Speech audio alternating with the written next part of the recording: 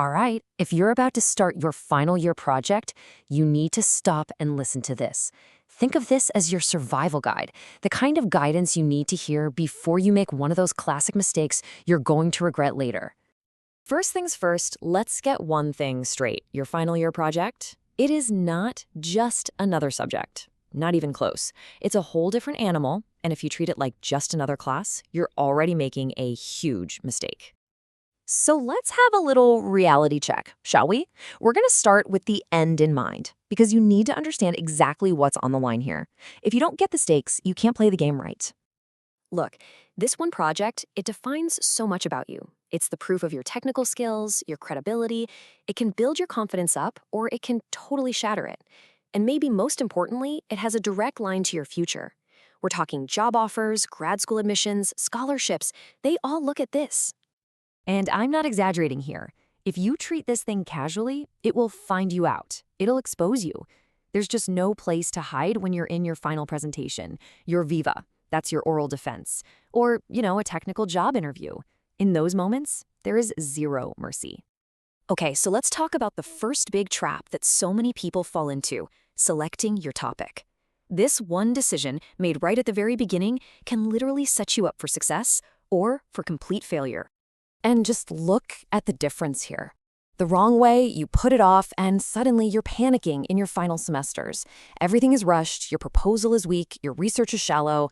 But the right way, you lock in your topic early, maybe even in the 6th semester. That gives you time to build a solid proposal, do a deep dive into the research, and land on a topic that's actually doable. And this is just so key. You have to be brutally practical.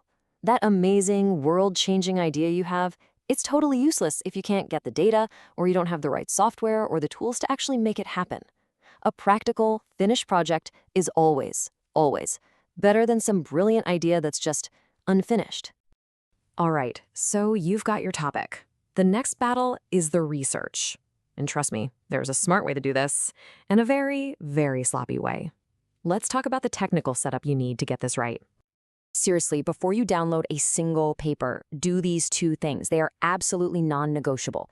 Get a citation manager, something like EndNote or Zotero, and connect it to Word. If you skip this step, I promise you, you are setting yourself up for an absolute nightmare of formatting in your final weeks. Just don't do it.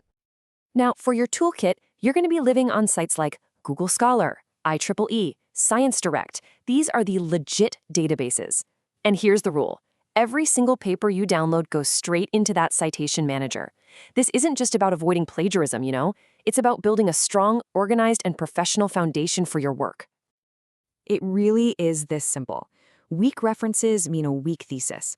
There are absolutely no shortcuts here. If your project is built on shaky sources, the whole thing is going to be shaky.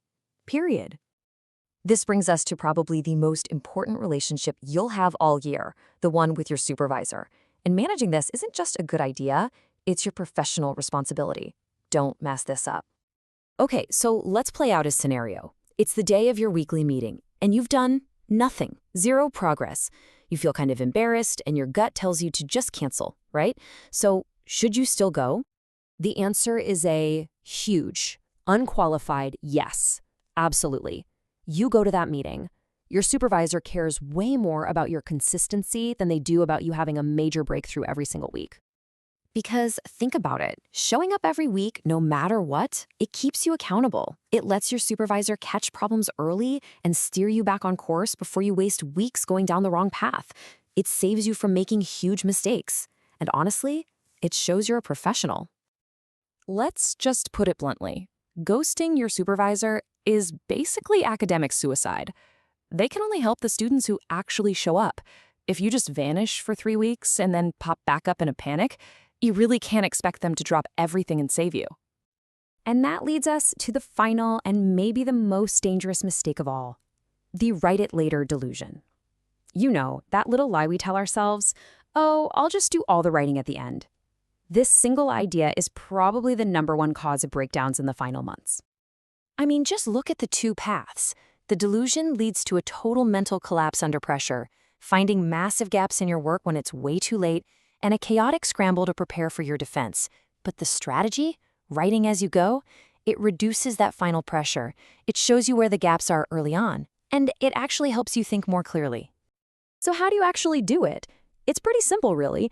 As you're reading all those papers for your lit review, you start drafting Chapter 2. The second your problem statement is clear in your head, you draft your introduction, Chapter 1.